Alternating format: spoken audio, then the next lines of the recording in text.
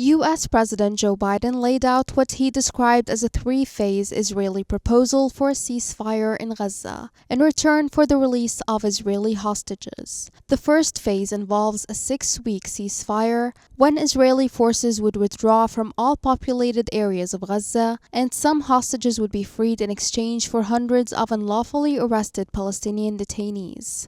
Biden added that Palestinian civilians could return to their homes in Gaza and 600 trucks a day would bring humanitarian aid into the devastated enclave. The first phase would last for 6 weeks.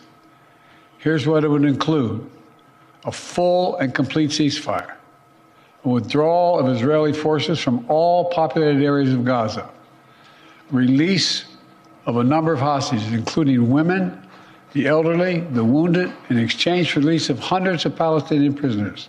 It is worth noting that the contents of this roadmap do not stray too far from past proposals, including one recently rejected by Israel. However, the skewed proposal fails to acknowledge the carnage incurred by the Israeli occupation forces, with over 70% of civilian infrastructure in the Gaza Strip destroyed or severely damaged. The majority of displaced Gazans simply have no home to which to return.